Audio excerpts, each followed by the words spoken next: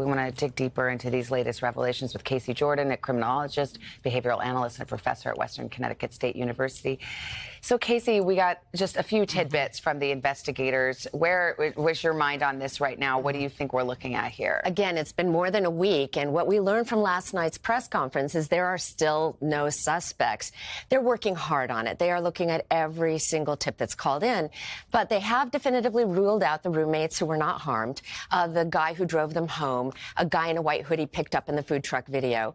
And they're telling us who they don't think it is, but they don't seem to be any closer to who they think it is.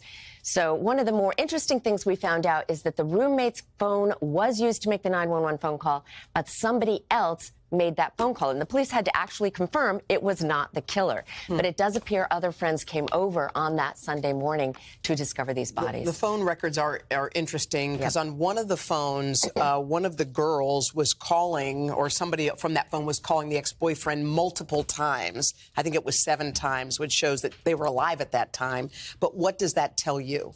Right. Between 2:30 and about 2:52, Kaylee was calling her former boyfriend, longtime boyfriend, the parents vouch for him, 7 times. And in fact, her friend Maddie also called him 3 times. So, you know, are these girls drunk? They're not texting, they're calling.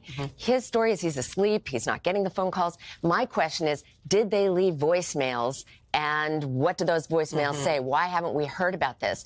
The police were asked directly, is that ex-boyfriend a suspect? And they simply said they looked into the phone calls and it was cleared and they didn't think there was a connection, but they didn't rule him out. Let's talk about the weapon. We've learned more about the knife. Is that a potential area to follow in terms of the investigation? Is it a distinct kind of knife that might provide a clue? Absolutely. That's the biggest thing we found out over the weekend. We were wondering if it was a kitchen knife, a knife of opportunity found on location, but it appears to be, as if you will, like a hunting knife, a Rambo-style knife is what they're referring to.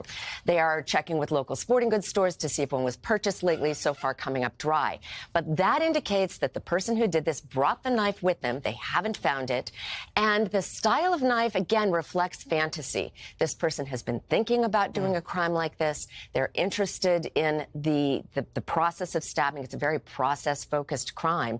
And person who is obsessed with knives and bloodletting, this is the kind of person they are looking for. Somebody who may have tortured animals in the past, that's going to be on their suspect list. So disturbing, especially as time goes on and no suspects, but we'll hope for a break in this case. Casey, thank you. Casey. Good to be here. Hey, thanks for watching. Don't miss the Today Show every weekday at 11 a.m. Eastern, 8 Pacific on our streaming channel, Today All Day. To watch, head to today.com/allday or click the link right here.